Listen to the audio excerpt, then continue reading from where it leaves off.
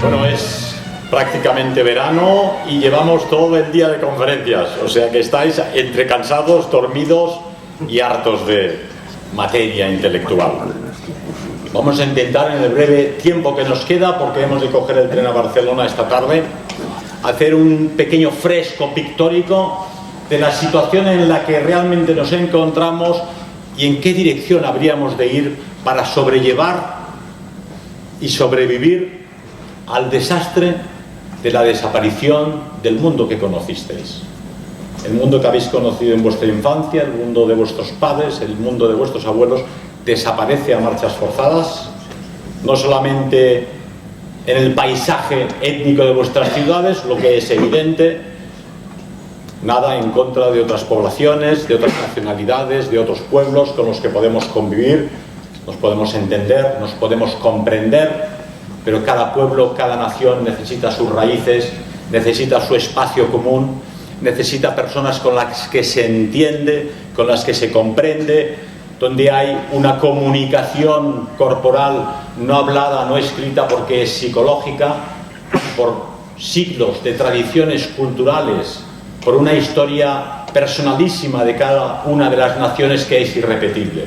Ese precioso tesoro de la cultura europea occidental está en riesgo de desaparición inminente. La familia, decíamos en Madrid ayer, es el objetivo primordial del ataque en toda línea. Por una parte, se ha desacralizado el vínculo matrimonial. La sociedad tradicional española no discutía el matrimonio, no discutía la familia. Por otra parte, se ha promovido una visión protestante del matrimonio en la que cada cual cuando quiera puede divorciarse, incluso por mero aburrimiento. El sistema también dificulta a las jóvenes familias crear ese hogar, porque arquitectónicamente la clase media española, la gente sencilla, no puede permitirse más que un apartamento pequeñito con un par de habitaciones donde no caben niños. Y además se ha promovido un hedonismo materialista en el que la gente joven hoy prefiere viajar a Cuba, tener vacaciones en Hispanoamérica, en Europa Oriental, irse a Escandinavia, a tener niños.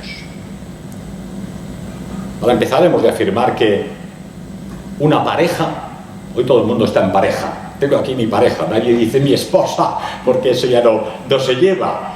Una pareja no es una familia, pero incluso un matrimonio casado, hombre-mujer, tampoco es una familia.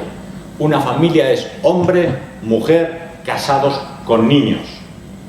Porque para la especie humana, la familia fue creada, diseñada por el Creador y por la naturaleza para mimar, para arropar al más débil de todos los seres vivos del planeta cuando es un bebé. El bebé humano no tiene ninguna posibilidad de sobrevivir si no ha sido arropado por una mamá con un cariño inmenso. Mientras que un cachorro de perro, un cachorro de gato, después de estar mamando unos días con su mamá, enseguida se pone a cuatro patas y se espabila a descubrir el mundo. El bebé humano, el ser humano, necesita la familia, necesita el calor humano de la familia, necesita un padre y una madre que indiquen a los niños cuál es el camino a seguir.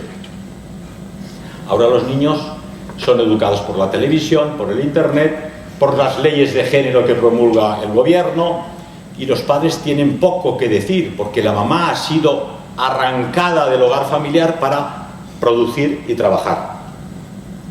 Nuestros padres, años 40, años 50, años 60, trabajaba él, que era el proveedor de la familia, y la mamá tenía niños. Nosotros en casa éramos 7, pero no era una cosa extraña. Muchas familias españoles tenían 3, 4, 5 y 6 niños, porque eso era la familia. Era ameno, era divertido, era educativo. Explicaba ayer de qué forma los sábados nosotros éramos puestos firmes, dormíamos en litera, en habitaciones de 2 en 2, y teníamos que limpiar los cristales, fregar, encerar el suelo, quitar el polvo y hacer cada cual su cuarto, porque una mamá no puede mantener a 7 más papá y mamá 9 más algún novio que ronda por allí más el perro, es para volverse loca, pobrecita. Entonces la única forma es la disciplina. Y el padre era una persona con autoridad. A veces tenía que dar un golpe en la mesa para que los niños se callaran y obedecieran, porque es necesario poner a los niños esos límites que les enseñan hasta aquí hemos llegado. Eso es muy educativo. Hoy en día la gente joven no conoce límites. Es horroroso ver en las noticias de qué forma, hace 2 o 3 días, un niño ha asesinado a sus familiares porque le han retirado el móvil aquella tarde. Increíble, horroroso. Pero hasta ese punto hemos llegado. La disolución de Occidente tiene lugar también retirando al alma, al espíritu fáustico creador del europeo, la belleza y el arte. Mencionaba ayer también el horror de Eurovisión, que espero no hayáis disfrutado, donde, al margen de un cantante franco-marroquí, que cantó al menos una canción romántica, y los georgianos, que tenían cierto carácter, lo demás era impresentable, de mal gusto, chabacano, feo, casi, me atrevería a decir, con la expresa intención de degenerar a la juventud y de destruir cualquier sentido de melodía. No es que los concursos de música ligera sean mi especialidad, no me interesan de forma especial y desde luego no tienen nada que ver con la música seria europea, pero es cierto que en los años 50 y 60, pues si tenías a cantantes del estilo francés o del estilo alemán o del estilo español que cantaban música ligera, era escuchable, había una cierta melodía. Hoy no se puede escuchar. Y prácticamente la única forma de resaltar y conseguir los votos de los demás países es hacer la cosa más degenerada y más barrio bajera que te puedas imaginar. Y lo peor de todo, la gente joven que acude a estos eventos, entusiasmada, aplaudiendo de una forma brutal, algo que no tiene forma ni tiene sentido. Ese mundo que también vosotros habéis llegado a conocer, donde los españoles estaban orgullosos de ser españoles, los españoles competían contra otras naciones europeas y tenían un carácter, unas ventajas, unos defectos, unas virtudes, pero eran españoles y nos sentíamos entre nosotros. Hoy en día nos han construido una sociedad multicultural, multirracial, donde por decreto tenemos que aceptar que otras personas con otras culturas, otras religiones y otras formas de ver el mundo nos impongan sus criterios. Con lo cual, el español medio se siente acobardado, perseguido legalmente por el mismo gobierno, por el mismo Estado que dice representarnos, para acorralarnos poco a poco en un rincón. Sabéis que en algunos colegios han prohibido el jamón, porque ya la mitad de los alumnos a lo mejor son musulmanes. Es comprensible que si son musulmanes no les sirvan jamón, pero ¿hasta qué punto podemos llegar que los españoles no puedan comer jamón porque hemos sido un exceso tolerantes? También hay que decir que los niños no vienen al mundo ya porque el interés especial del sistema que estamos viviendo, no solo en España, no solo en Europa, en todo Occidente, y hoy me indicaban prácticamente a nivel planetario, no quiere seres humanos. El sistema quiere reducir la población del planeta a cualquier precio. Una excusa es que ya hay robots que lo van a hacer todo de maravilla, estupendamente. No te explican que un robot vale un dinero que no podéis permitiros cada uno de vosotros. Pero sobre todo no te explican la gran pregunta: ¿para qué queremos robots carísimos que nunca, por mucha inteligencia artificial, que ni es inteligente, pero sí es artificial, va a hacer lo que puede hacer un ser humano? El mundo está lleno de seres humanos fantásticos, estupendos, irrepetibles. Cada uno de ellos tiene un alma, un espíritu, una inteligencia, una forma de ser. Cada persona en este planeta puede aportar a los demás algo.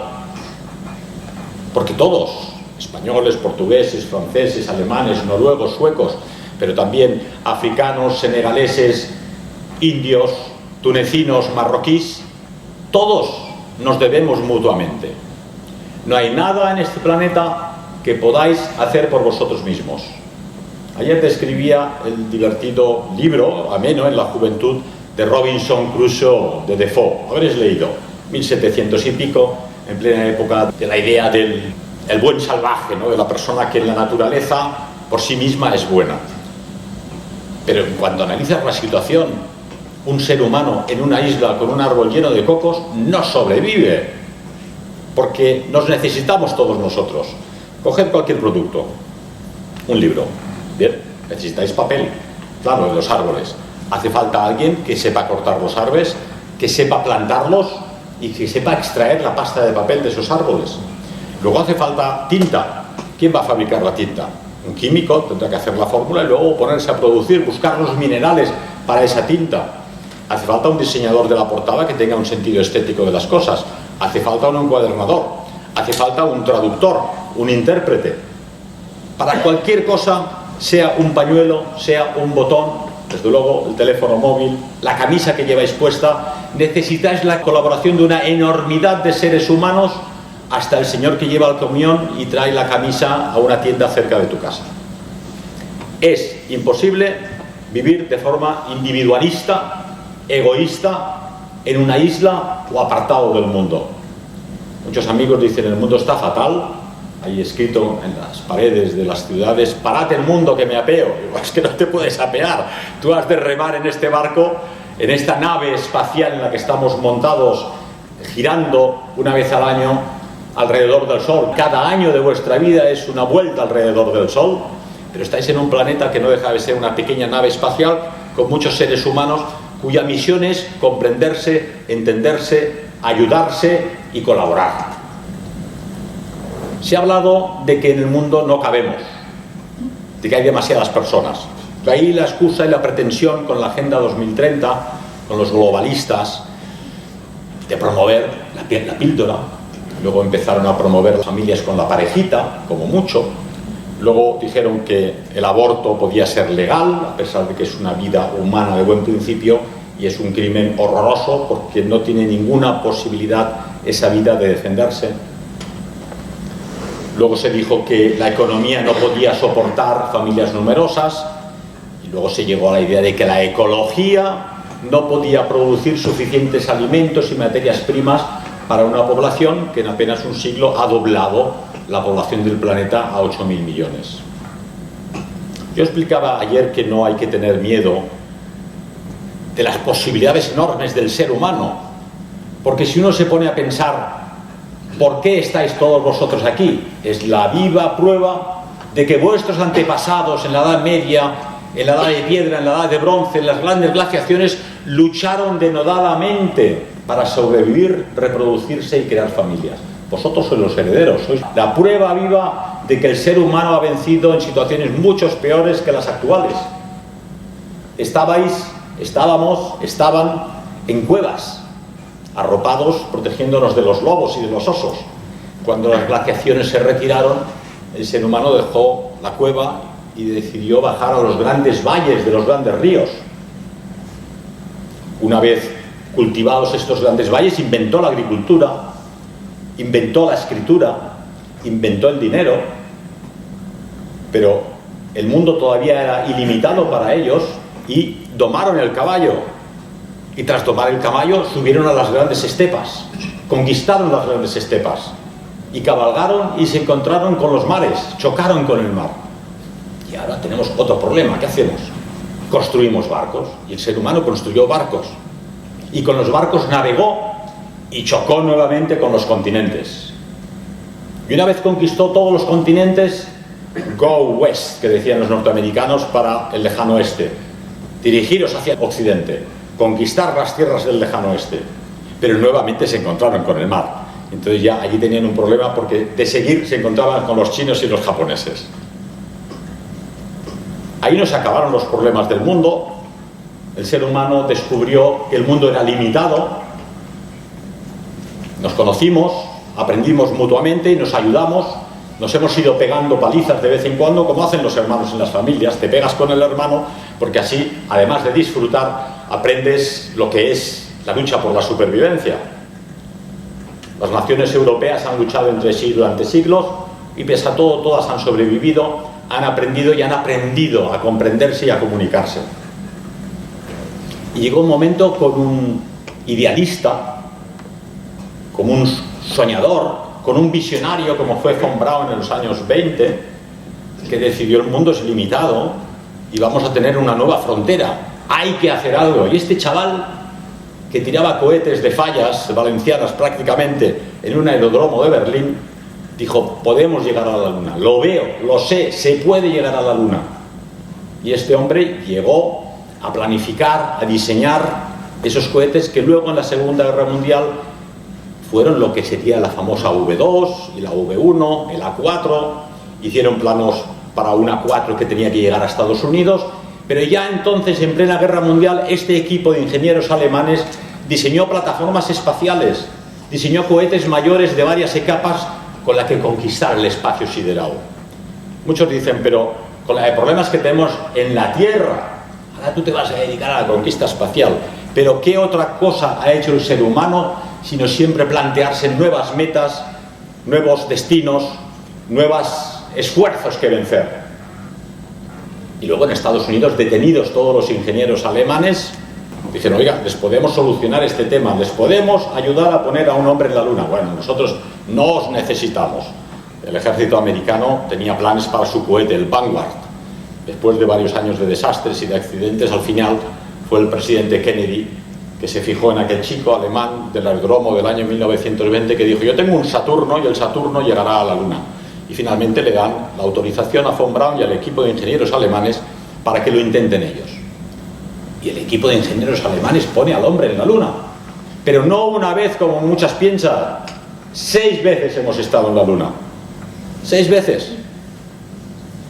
Hay gente que no se lo cree, pero hemos estado en la Luna. Yo he estado hablando con ingenieros alemanes que participaron y es una cosa indiscutible. Pero ahora ya el ser humano tiene 5 robots en Marte, no 1 ni 2, tiene 5 robots investigando el suelo, investigando el ambiente, investigando el oxígeno, las posibilidades, los microbios. Hace 2 días eso no existía y tenemos miles de satélites dando vueltas al planeta. Se está investigando en el terraforming, cómo conseguir replicar las formas de vida de la naturaleza en el exterior. Es decir, para mí, para estos científicos, para estos soñadores, para estos visionarios, el destino es el espacio exterior. Es una barbaridad, pero los egipcios pensaban que era una barbaridad salir de Egipto, cruzar el mar Mediterráneo y llegar muy lejos. Y sin embargo hubo gente, quizá lo habéis leído, el libro de Thor Heyerdahl, este explorador noruego, la Kon-Tiki, un hombre que estaba convencido que el ser humano había atravesado los océanos a bordo de una balsa de troncos, atada con cuerdas. Algo increíble. Si no habéis leído el libro, edición Juventud, os lo recomiendo, y si no, miraros la película. Se embarcó con otros 5 científicos noruegos rumbo a las Américas con una balsa de troncos. En mitad del viaje los troncos se empezaron a pudrir, las cuerdas se empezaron a pudrir. Vino algún iluso a decirle, jefe, hay que usar el alambre que llevamos porque esto se hunde. ¿Qué hizo Thor Heyerdahl? Cogió el alambre y lo lanzó al mar. Si atamos la balsa con alambre, no podemos demostrar que el ser humano llegó sin necesidad de alta tecnología. Eso es un espíritu fáustico tremendo, que solo puede hacer una persona, un visionario convencido de que tienen esa misión. No solo eso, uno de sus compañeros cae al mar, aquello lleno de tiburones, y Thor Heyerdahl nos salta a salvarle. Y los compañeros le preguntan, oiga, pero se nos ahogaba este compañero, ¿por qué no ha saltado a salvarle? No, es que yo no sé nadar. Increíble. Te metes en la Kon-Tiki para hacer miles de kilómetros en el océano, en unos troncos, y no sabes nadar, porque su visión científica de aquella investigación histórico-antropológica era más importante que su sentido de la supervivencia. Es admirable realmente. Y pese a todo, con todas esas posibilidades que nos ofrece el espacio exterior, el espíritu de conquista y de avance del hombre y del hombre europeo de forma muy especial, todas las naciones, todos los institutos internacionales que investigan la cuestión están justamente ahora preocupados, me recomendaba María Pumier, de que el índice de natalidad ha caído a unos límites tremendos a nivel planetario. Ya no en China, que como sabéis solo permitían tener un bebé, ahora permiten 2 o 3, pero la gente, aunque se lo permiten, no tienen niños. El índice de reproducción en Europa, en España, habría de ser de 3 para sustituir a los papás y de 4 niños para crecer la nación. En España las chicas tienen un niño, con suerte.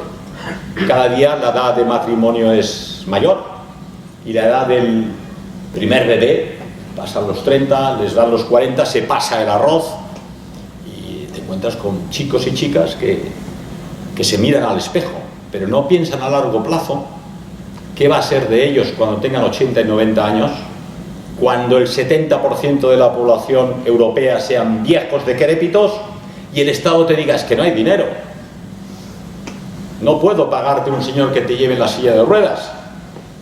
Si tienes suerte y tienes unos ahorros, quizá puedes pagar a uno de estos buenos inmigrantes que vienen a trabajar honradamente para que te empuje la silla de ruedas, pero eso a largo plazo no va a funcionar. Por lo tanto, la situación es seria.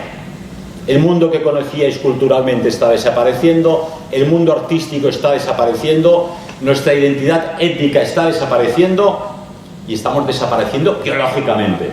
No solo nosotros, los americanos, los chinos, los indios, e incluso en África, donde los africanos han sido siempre muy prolíficos, ya no tienen 12 niños, ni 8 niños, ni 7 niños, sino mucho menos, porque ya no tienen los problemas de supervivencia de los siglos XV, XVI y XVII, donde los niños sustituían la alta mortalidad debido a los diversos problemas de un país en condiciones primitivas. Hemos de hacer, pues, una revolución para poder hacer una revolución política. Pero para una revolución política es indispensable primero hacer una revolución cultural. No existe revolución política que no haya tenido previamente una revolución cultural. Lo he mencionado alguna vez. El cristianismo necesitó 300 años para apoderarse del Imperio Romano. Habían pasado de las catacumbas, de ser comidos por los leones, y 300 años después el cristianismo domina el pensamiento, la identidad y la forma de Estado del Imperio Romano. Y gracias a ese cristianismo imperial, unificado a los bárbaros recién convertidos, y esos bárbaros aportan una sangre joven, fresca, entusiasmo, son romanizados, son cristianizados, y surgen todas aquellas instituciones que hicieron posible una Edad Media fantástica, de las catedrales, de las iglesias románicas, de San Francisco de Asís, de Rafael, de Miguel Ángel. Todo eso fue posible gracias a esa sangre fresca de los bárbaros, a una cristiandad que aportó la idea de Estado y el concepto de la monarquía católica europea, y luego hicieron falta 2 siglos y medio para que el pensamiento liberal, el pensamiento revolucionario se apoderara de las cabezas de las decadentes aristocracias europeas. Hicieron posible la Revolución Francesa, pero aquella revolución no habría sido posible si previamente no hubiese habido esa revolución cultural de los clubs de lectura de París, de los clubs intelectuales que fueron contaminando el pensamiento de las élites nobles europeas, que ya ni eran tan nobles ni eran tan aristocráticas, eran más bien oligarquías burguesas. Y el socialismo radical le costó 128 años llegar al poder. Así que cuando alguien me dice: bueno, es que tenemos que hacer algo, hay que enganchar carteles para unas elecciones, siéntate, espérate aquí que te lo explico. Porque es perder el tiempo. Estamos en una situación donde solamente la lucha política, no digo que sea negativa, no nos lleva a ninguna parte. Si antes no cambiamos las mentalidades de las personas que forman nuestra comunidad. Si en los viejos tiempos la comunidad era el pueblo, que podías ver desde el campanario de tu iglesia, era una entidad físicamente abarcable. Podías ver entre una casa, las últimas casas, incluso las granjas de los granjeros cercanos al pueblo. El alcalde del pueblo podía recorrer el pueblo caminando. Prácticamente todo el mundo se conocía, muchos estaban emparentados. Era una democracia real. Podíamos defender en ese momento la democracia directa. Conocías al alcalde y si el alcalde lo hace bien, le votas, le eliges para que sea alcalde. Pero el ser humano es un ser sociable y estos pueblos pequeños antiguos crearon luego las comarcas, que ya no eran mentalmente abarcables, creando grandes sociedades y grandes naciones. A lo largo de 10.000 años de historia, el ser humano ha encontrado prácticamente dos formas de gobierno interesantes: la república y la monarquía. Hay otras posibilidades, pero la mayoría de los seres humanos han sido gobernados por repúblicas o por monarquías, y la mayor parte del tiempo. Y en no pocos casos por monarquías imperiales, como la española o la rusa. ¿Por qué digo esto? Lógicamente, hoy en día las monarquías son prácticamente indefendibles, porque una democracia presidencial como la norteamericana o la francesa tiene más poder que un monarca que solamente es un cargo representativo, que no tiene ningún poder político real.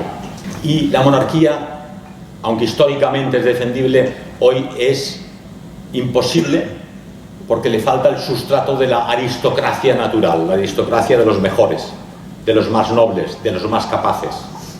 Para muchas personas la aristocracia es los privilegios.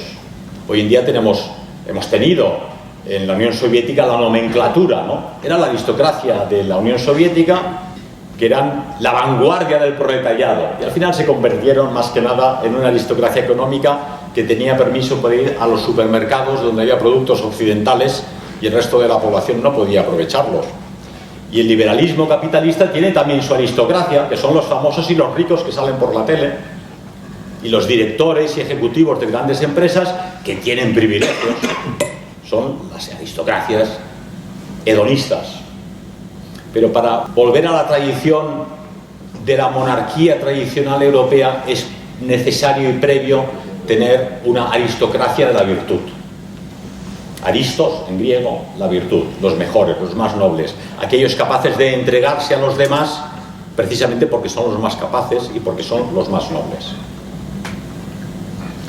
Así que hemos de plantearnos primero esa revolución cultural previa en la que defendamos nuestros valores, nuestras tradiciones, nuestras virtudes, y difundamos en la mentalidad de los jóvenes que es necesario volver a las 9 nobles virtudes del mundo europeo occidental que heredamos de la Grecia y la Roma clásicas, y a su vez los valores de la cultura cristiana, las virtudes cardinales y las virtudes teologales, fe, esperanza y caridad, que nos ofrece esa fortaleza interior de saber la fe. Existe un Dios, existe un Todopoderoso, existe un más allá, y esta vida no es más que un corto paseo con el que tenemos que ganarnos ese más allá. Esta vida es para dejar claro aquí y en lo alto que nuestra existencia ha valido la pena. La esperanza es la virtud que nos indica: tenéis posibilidades de llegar al más allá y de llegar al cielo para los creyentes que sean católicos. Y la caridad, que hace posible que los seres humanos no se asesinen entre sí, sino que colaboren para prosperar y para ayudar al necesitado. Decía un camarada argentino que ha escrito aquí un libro estupendo que es Manual de Política Práctica. Cuando te encuentras con un ser humano en un desierto, en una selva o en una situación de necesidad, nunca sabes si te va a ayudar o te va a asesinar, porque el ser humano tiene ambas posibilidades. Tiene un 50% imprevisible de que te corte la cabeza, porque así ha sido en la historia, y un 50%, esa es la buena noticia, de que te ayude. Por lo tanto, la idea cristiana de la caridad es fundamental. Encuentras a alguien en la selva, en un desierto, en un pueblo, alguien que te pide en una gran ciudad, y el instinto cristiano por educación que habríamos de haber heredado desde la monarquía hasta las aristocracias, los profesores, los intelectuales, los políticos y la población, dicen: no, hay que ayudar. Entonces ahí controlamos, domamos los instintos primitivos del ser humano y ennoblecemos nuestra existencia. Aquí viene todo este rollo. Pues sencillamente que en esa revolución cultural necesaria es indispensable fomentar una cultura nueva que recupere nuestros valores. Y ahí está la misión del editor, del librero, del autor, del traductor, del escritor y de aquel que se debe enfrentar a los tribunales y a la justicia por publicar libros, nada menos. Me diréis, ¿vale la pena enfrentarse a 12 años de prisión? Cuarto proceso, más uno en Austria serían 5, más uno del año 88, 6 procesos llevo en mi mochila. Y la gente me dice, pero Pedro, si lo dejas, es que cuando me vaya de esta bola, de esta nave espacial que navega alrededor del Sol una vez al año, quiero poder decir, he hecho lo que tenía que hacer, no lo que me dijeron que hiciera o lo que estaba prohibido hacer. Como sabéis, tuvimos un proceso en el año 1996, el primero de todos, dirigido contra la librería Europa. Se llevaron 20.900 libros, además de todos los ordenadores, de todos los fotolitos, de toda la documentación que teníamos en aquella librería. Nos tocó un juez, casualidades de la vida, Santiago Vidal, un hombre de la extrema izquierda militante, un juez del cuarto turno, es decir, son abogados que por decisión política y a dedo son nombrados jueces cuando hacen falta magistrados. El fiscal solicitó para nosotros 4 años de prisión, el juez nos condenó a 5, algo inaudito. El juez te condena a más años de los que solicita el fiscal. Y aquel proceso, afortunadamente, acabó en un recurso en la Audiencia Provincial de Barcelona. Se nos acusaba de negar el Holocausto. La Audiencia Provincial de Barcelona entendió que esa ley que se nos aplicaba por negar, dicen ellos, nosotros decimos revisar un supuesto hecho histórico, era contraria a la Constitución, que permite en España expresar tus opiniones, publicar tus opiniones, investigar, escribir libros, comunicarlos, venderlos, hablar con tus hermanos, con tus amigos. Dijeron, esto es inconstitucional. En 2008, finalmente, pasaron muchos años, el Tribunal Constitucional nos dio parcialmente la razón y dijeron que en España, hasta el día de hoy, no está prohibido negar ni el Holocausto ni ningún hecho histórico, por muy evidente que sea. Si yo ahora quiero negar el Holodomor de los ucranianos, 7 millones de ucranianos, decía Putin, fueron las víctimas a manos de los comisarios soviéticos, muchos de los cuales eran judíos, pura casualidad. Lo niego, aunque yo sé que es cierto, ¿no?, que ese Holodomor tuvo lugar, solo falta preguntar a los ucranianos. Pero cada persona puede tener su opinión. Alguien puede rebatirme, enseñarme las fotos, enseñarme los documentos, las declaraciones privadas del gobierno ruso, del gobierno ucraniano, demostrarme que el Holodomor fue real. Y yo pues escucharé y me convencerán o no. La historia, me dijeron en la facultad, nada más empezar, nunca está cerrada. Yo soy cristiano, pero si mañana encuentran en el desierto del Negev unos papiros antiguos donde demuestran que Cristo no había existido nunca, como historiador tengo el deber de leerlos, de estudiarlos, de comprobarlos. Probablemente no tendrá un ápice de influencia en la fe, porque como la fe, sabemos, es de carácter espiritual, ese convencimiento de la existencia en Dios lo tengo arraigado en mi interior. Pero pese a todo, como historiador, como científico, tengo el deber de investigar ese documento, ese papiro que han encontrado, donde dicen que Cristo no existió nunca. Si podemos discutir cualquier hecho histórico, ¿por qué no discutir hechos históricos que han ocurrido en una fecha tan reciente como el siglo pasado? Y luego viene la otra pregunta. ¿Les molesta mucho que haya investigadores, que haya historiadores que recurren a analizar sistemas políticos del pasado, el liberalismo, el marxismo, el fascismo, el nacionalsocialismo, y desentierran del pasado sus posibilidades, sus planteamientos ideológicos y las soluciones que aportaron? Pero cuando uno piensa, pero madre mía, hace falta un proceso y un juicio contra este señor por las ideas, los libros y los planteamientos del señor Hitler, que nació en el siglo XIX. Nació en el siglo XIX.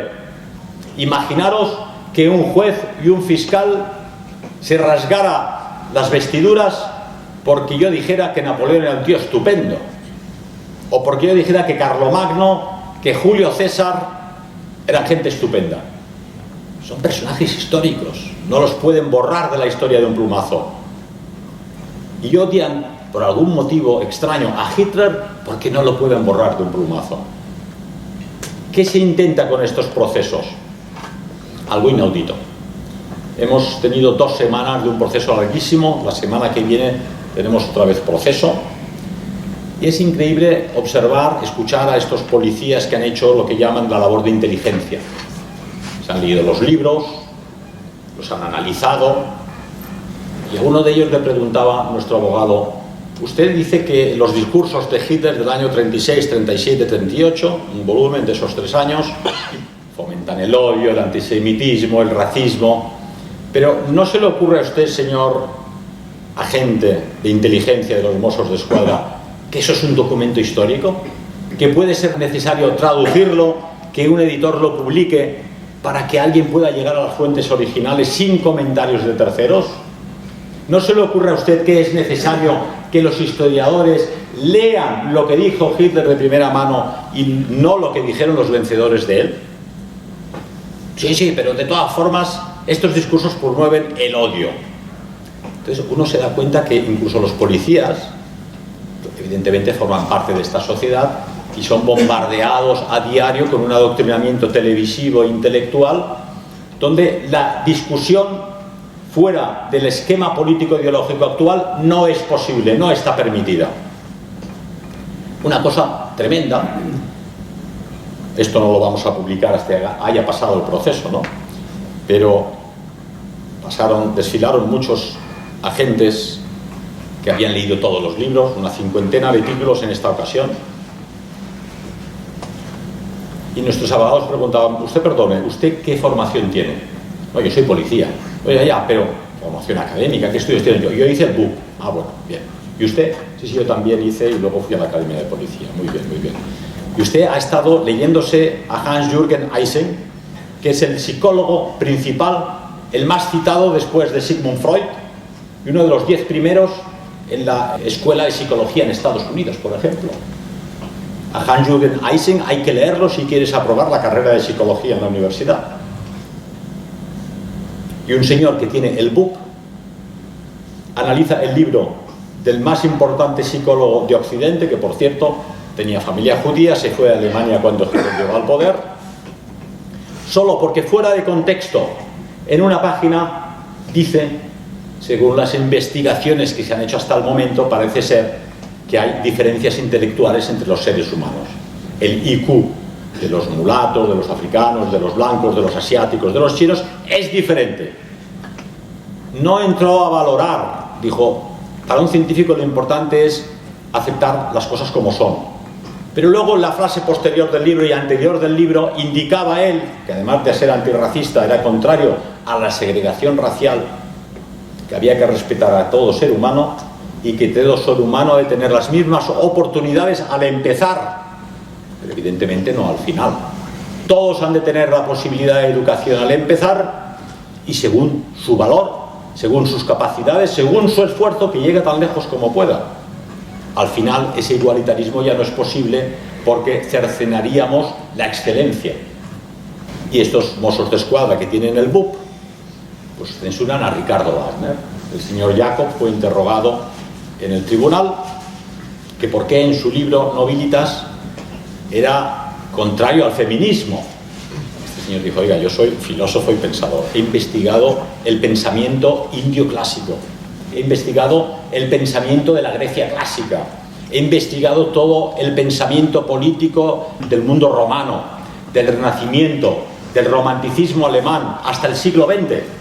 Usted lo que quiere es que los indios de hace 3000 años pensasen en la doctrina de género que ustedes quieren implementar ahora. Es decir, estos fanáticos de la ideología actual quieren conseguir que todo el mundo del pasado hubiese tenido que pensar como piensan ellos hoy en día.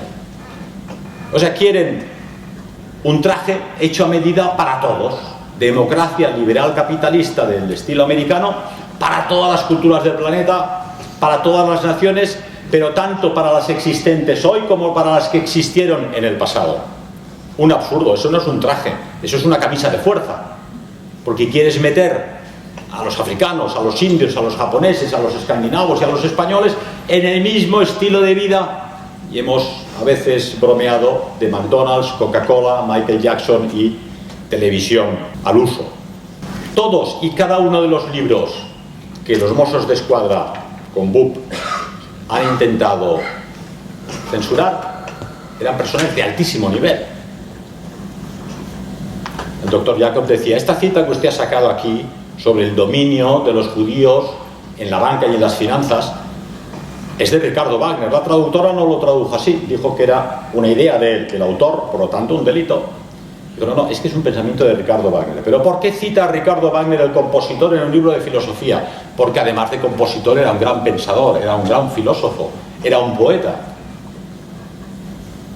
No puede usted pretender que algo que era de común conocimiento en Alemania y en la Europa del siglo XIX, todo el mundo pensaba, creía, podía creer, llegar a demostrar que los judíos tenían una influencia extraordinaria en el mundo del dinero, la banca y las finanzas. Entonces me acusan a mí, me detienen, secuestran el libro, lo prohíben, lo queman, por haber publicado un libro escrito por un señor de Madrás, de la India, que analiza de forma magistral el pensamiento filosófico aristocrático europeo de los últimos 20 siglos.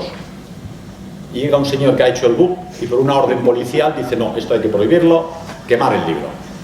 Es inaudito. ¿Y por qué es tan importante este juicio? Porque ellos también saben que para una revolución política es necesaria la revolución cultural previa. Y para su revolución cultural, donde quieren destruir las identidades, las naciones y los pueblos, y que seamos un mare magnum de personas sin carácter, sin personalidad, sin pasado, sin raíces, necesitan desenraizarnos, destruir toda esa cultura clásica europea que ha formado lo que somos hoy en día.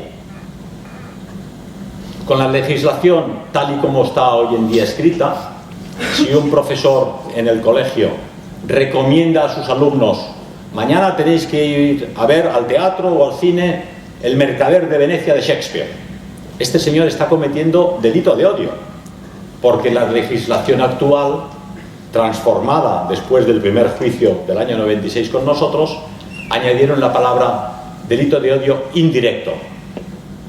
El Constitucional contestó que para que se produzca un delito de odio tiene que haber no solo una expresión, sino realmente un acto delictivo directo para bienes, para cosas o para personas. Entonces, los ingenieros juristas del sistema dijeron, ¿cómo lo haremos para que no nos vuelva a fallar la persecución contra el señor Varela en la Audiencia Provincial, en el Tribunal Supremo, en el Tribunal Constitucional o en el Tribunal de los Derechos Humanos de Estrasburgo? Hay que añadir la palabra indirectamente. Delito de odio cometido indirectamente. Y ahora, ¿de qué nos acusan? De que hay personas que posiblemente han venido a Librería Europa y después de leerse el libro Nobilitas del Dr. Jacob o el pensamiento wagneriano de Houston y Stewart Chamberlain, un pensador de finales del siglo XIX, primeros del XX, yerno de Ricardo Wagner, esos libros, si los lee un chico joven, puede llegar a cometer un delito. Pero es que con esta legislación cualquier cosa puede ser tenida en cuenta para que alguien cometa un delito. Y luego la otra cuestión que evidencia un deseo político. Si la gente compra el Milucha, como puede hacerlo en el Corte Inglés, en la Casa del Libro o en el FNAC, no pasa nada. Pero si lo compra en Librería Europa y se lo vende Pedro Varela, es un delito de odio. ¿Por qué? Porque aquí la Fiscalía intenta aplicar lo que se denomina delito penal de autor. ¿Qué es el delito penal de autor? Lo hemos explicado este mediodía. Si uno de vosotros tiene hambre y tiene niños pequeños y no tiene para comer y le roba al frutero de aquí de la esquina unas manzanas, bueno, es un caso único, tenía hambre, no tenían otra posibilidad. Pero si el que roba esas manzanas es un gitano que lleva toda su vida viviendo un poco del cuento, el delito penal de autor le acusa a él frente a ti. ¿Quién habrá robado esas manzanas? ¿Tú o el gitano este que sabemos que...? Entonces, como el gitano es gitano, pobre chico, el delito penal de autor lo condena a él. Esto es una legislación que la defendía el Tercer Reich, el nacionalsocialismo, decía que no todas las personas se les puede aplicar la ley de la misma forma. Pero en las democracias occidentales el delito penal de autor está prohibido. porque es absolutamente antiigualitario. No puedes castigar a alguien por lo que tú piensas que él piensa o lo que es. La última sesión de la semana pasada, varios Mossos d'Esquadra se dedicaron a demostrar que todo lo que es la Librería Europa, las conferencias, las ediciones de libros, lo que hacíamos, viene a causa de una asociación cultural que se llamaba CEDADE, que desapareció en 1993, de lo que yo había sido el segundo o tercer presidente, y a causa de CEDADE, Librería Europa publica los libros que publica y tiene esa influencia negativa en las personas. Eso es derecho penal de autor. Usted tiene que juzgarme a mí. ¿He hecho algo malo? ¿He cometido un acto de violencia? ¿He robado a alguien? No, usted está diciendo, como yo fui presidente de CEDADE y existía esa asociación cultural que defendía el nacionalsocialismo desde un punto de vista legal y cultural, yo soy más culpable que otra persona que vende Mi Lucha en el Corte Inglés. Derecho penal de autor. Ahí te demuestra que se trata de una persecución política. Yo lo dije sin vergüenza el primer día de audiencia. Dije, se trata de una persecución ad hominem, a mí por ser quien soy, y de una persecución ideológica, que además quedó evidenciada en el proceso, porque a la instrucción, el sargento instructor, la mayoría de los funcionarios pues son funcionarios, pero es evidente que los funcionarios que trabajan de forma sesgada para la Fiscalía del Odio son personas escogidas entre ellos, que si el pendiente, que si el pelo, que si la forma de hablar, la forma de ser, es gente de la extrema izquierda. Y iniciaron la investigación de este último cuarto proceso con ocasión de una conferencia que organizamos el 30 de enero, a la fecha, del año 2016, en la que el señor Ernesto Milá, un señor que en los años 70 era mal visto en Barcelona por sus acciones, y publicó un libro que era Breve Historia de la Revolución Nacional Socialista. La Fiscalía ordena una investigación, los Mossos d'Esquadra leen el libro, escuchan la conferencia y contestan. Hemos estado leyendo el libro, no hay nada ilegal, es una documentación sobre cómo se produjo la Revolución Nacional Socialista. Hemos escuchado la conferencia, no se ha dicho nada ilegal que promueva el odio hacia nadie.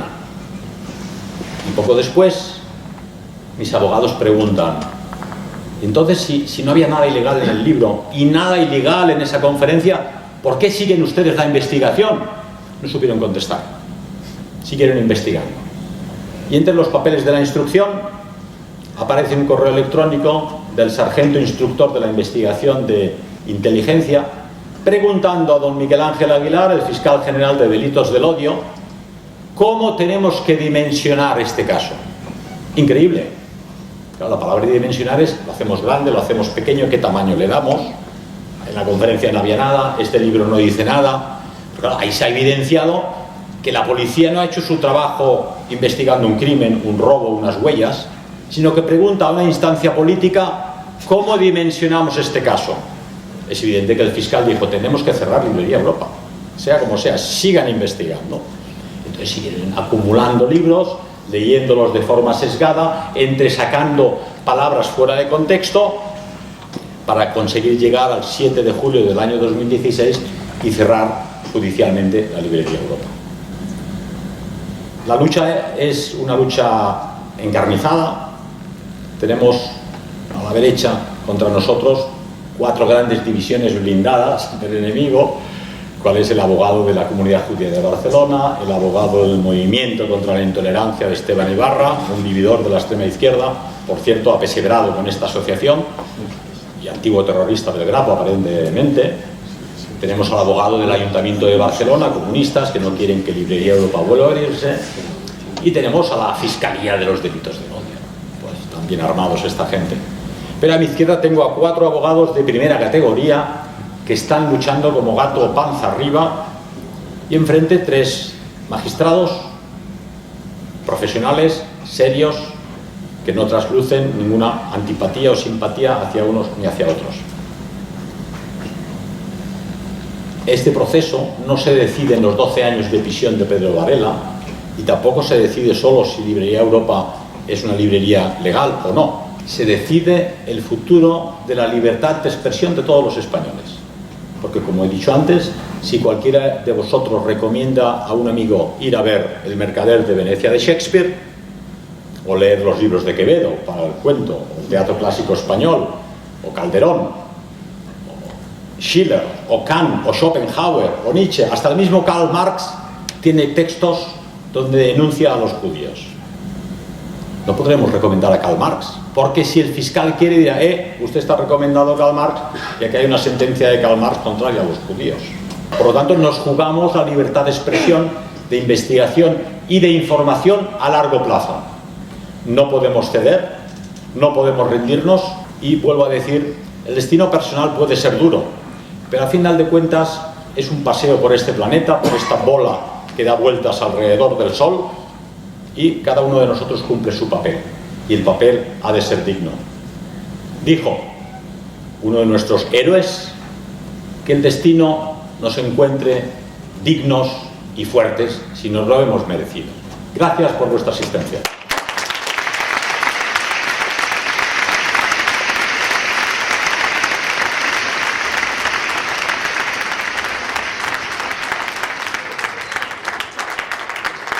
¿Hay alguna posibilidad que esa misma de que la librería vuelva a abrir o...?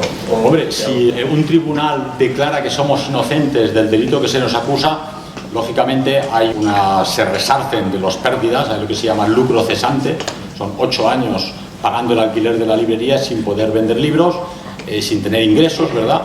Yo tengo que ir cada mes 2 veces al mes a firmar, el 1 y el 15 al juzgado, para demostrar que no me he escapado. Sigo sin poder salir al extranjero ni abandonar España porque no tengo pasaporte. Pero es evidente que cuando se presenta el abogado del Ayuntamiento de Barcelona es porque ellos están preveyendo, si el juicio sale contrario a nuestros deseos, nosotros intentaremos que no puedan abrir nuevamente tal como era la Librería Europa. Pero bueno, hay posibilidades y seguramente se producirán recursos. ¿Alguna más? Dime. No es una pregunta, es desearle suerte y bueno, ojalá Dios quiera que haga suerte y todo salga bien. Gracias, muy amable. El cielo siempre escucha. Siempre, siempre. Puede ser, don Pedro, que en este momento que aparentemente la política internacional de España se está posicionando hacia un lugar aparentemente contrario a los intereses de esos que se supone que son criticados en estos libros, pueda haber una corriente más favorable a la sentencia de lo que podría haber inicialmente? Digamos que lo que está haciendo el gobierno israelí contra los palestinos no les favorece en nada. Pensar que el pueblo judío ha estado viviendo de préstamo con la historia del Holocausto durante los últimos 60 años. No entramos aquí a debatir el Holocausto, pero sí que es cierto que ha sido utilizado políticamente por el sionismo internacional. Para muestras un botón en la ONU, una de las intervenciones del representante israelí en las Naciones Unidas, cuando todas las naciones criticaban el genocidio que estaban produciendo contra niños y mujeres, la delegación israelí se pusieron todos la estrella de David de 6 puntas. Nosotros no nos podéis criticar porque nosotros Holocausto. Pero se les está gastando. Que suponiendo que eso tuviera lugar, tuvo lugar hace 60 años. Al igual que el Holodomor de los ucranianos, al igual que las matanzas de los indios de las praderas en Norteamérica hace 1 siglo, 2 siglos. Al igual que Hiroshima y Nagasaki, donde 300.000 japoneses fueron pulverizados atómicamente, más luego las consecuencias de las radiaciones atómicas, donde millones de alemanes sufrieron, fueron quemados vivos bajo el fuego inextinguible del fósforo líquido en Dresden, Hamburgo, Berlín o Múnich, ¿verdad? Entonces, pretender que por un hecho histórico, supuestamente histórico, que sucedió en el pasado, puedo justificar todo lo que me da la gana, todos mis crímenes y todas mis acciones. Y luego tienen otra gran desventaja: las redes sociales juegan en su contra. Hace 40 años podías leer el New York Times, La Vanguardia y el Frankfurter Allgemeine, pero ahora la red neuronal de Internet posibilita que todo el mundo cree noticia, que todo el mundo la envía a una velocidad del rayo y que de una punta a otra del planeta todo el mundo se entere de muchas cosas. Hay muchas cosas basura que no son interesantes, pero hay cosas interesantísimas que no aparecen en la prensa oficial del sistema. Todo el mundo en el planeta ha visto los niños bombardeados, masacrados, los periodistas de los medios de comunicación asesinados por el ejército israelí. Todo el mundo ha visto a los empleados de Naciones Unidas bombardeados. Cualquier otro país que hubiese hecho algo similar ya habría sido invadido, como lo fue Irak de Saddam Hussein, como la Libia de Gaddafi, o lo habrían bombardeado como hicieron con Serbia. Hasta el día de hoy nadie ha pedido perdón a los serbios por los bombardeos de la OTAN contra Serbia. Estarían los cascos azules allí en Israel, pero allí no hay cascos azules, ¿verdad? Entonces se demuestran dos cosas. Primero, el Occidente es hipócrita, porque aunque ven la realidad, la población de todas las naciones occidentales, incluida la norteamericana, están viendo la realidad en directo, ventaja y desventaja de las redes sociales. Ven cómo se tira una bomba, un cohete, un misil contra unos niños palestinos que están caminando por Gaza y son volatilizados. En directo. ¿A quién queréis engañar ahora? Y están poniendo en evidencia su poder mediático, político y financiero ante los dirigentes de los gobiernos occidentales, ¿no? Porque es evidente que Estados Unidos es una colonia de Israel y Estados Unidos es quien envía las bombas que los israelíes lanzan contra los niños palestinos. Y todos los dirigentes europeos, Alemania, Inglaterra, yo no he visto nada aquí no pasa nada. O sea, la sensación de vasallaje de la élite política occidental frente al sionismo es absoluta. Del mismo modo que lo es el vasallaje de los pobres países europeos vasallos de Estados Unidos, en algún caso con razón, porque Alemania tiene todavía bases norteamericanas. De las 800 bases norteamericanas en el mundo, hay varias decenas de miles de soldados en Alemania y hay un contrato de Estado que exige al canciller de Alemania obedecer cualquier cosa que se diga en Washington. Pero el resto de países no tienen ese tratado de vasallaje tras la Segunda Guerra Mundial y sin embargo rinden pleitesía en el caso de la guerra de Ucrania. Habéis visto en este antro de Eurovisión que no se ha permitido a Rusia participar en el concurso de Eurovisión, pero se ha permitido participar a Israel. Es que Rusia ha cometido un crimen que es invadir Ucrania.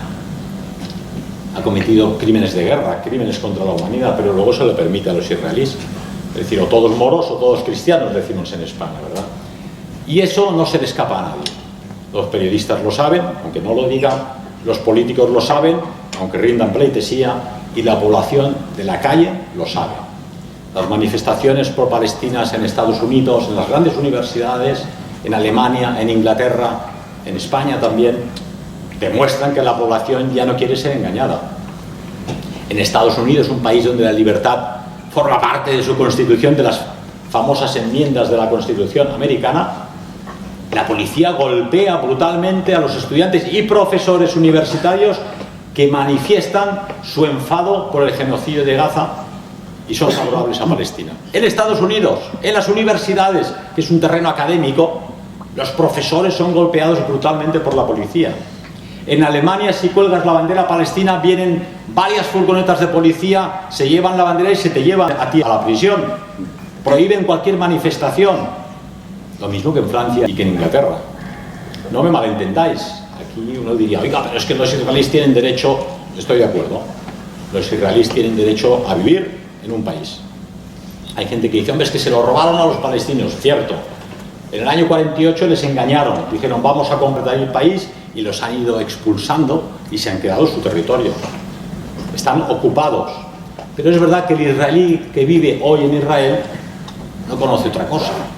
Ha nacido allí, ha vivido allí, hay que encontrar una solución que permita a los israelíes seguir viviendo, a condición de que se encuentre una solución también para los palestinos.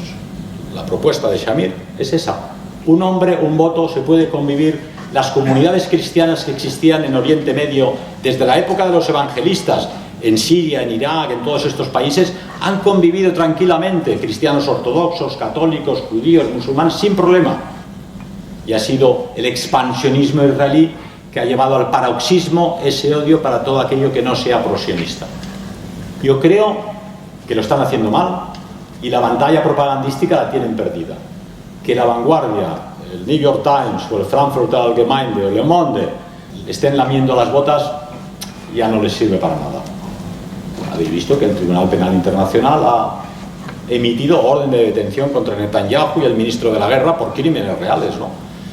Difícilmente van a detenerlo, lógicamente, pero ya es Es una piedra en el zapato para ellos. Creo que te he contestado de alguna forma. Última pregunta. Bueno, señor Varela, ¿por qué piensa usted el porqué de este posicionamiento de la izquierda de este país hacia la postura palestina? Es decir, que parece ser que en este momento que están como muy en contra de Israel, toda nuestra izquierda y la extrema izquierda. Querría saber su punto de vista sobre eso. Yo creo que no hay ideología en este planeta que no tenga un punto positivo. Todas las ideologías tienen algo bueno. Stalin era un criminal de guerra, era un genocida, pero hay que reconocer que hizo de Rusia un país industrial, que ganó la guerra mundial, Stalin, y que hizo de Rusia una potencia atómica internacional. Eso no desdice todos sus crímenes y su genocidio.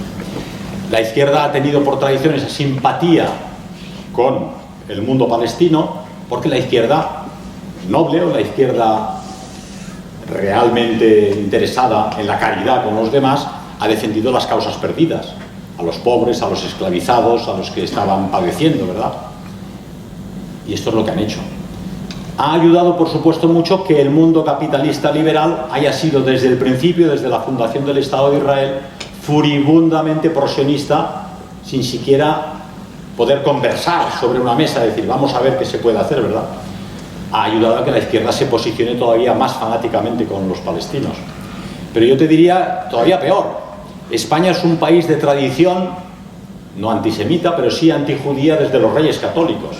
En época de Franco, sabéis que el gobierno de Franco tenía una relación especial con el mundo musulmán, con el mundo árabe, teníamos un tratado especial, recibíamos petróleo a mejor precio, España no reconoció el Estado de Israel, ¿verdad? Pero de repente toda la derecha española, de unos a otros, vasallaje. Es un poco estúpido, me recuerdo la declaración de guerra de España al pobre Irak de Saddam Hussein, ¿no? Cuando este Aznar se une a Bush y al primer ministro británico, dice, no, si van los ingleses y los americanos, nosotros vamos a la guerra. Mataron 1 millón de iraquíes, mujeres y niños, un crimen de guerra. Una guerra en la que no teníamos nada que ganar y mucho que perder. Para empezar, él perdió las siguientes elecciones, ¿verdad?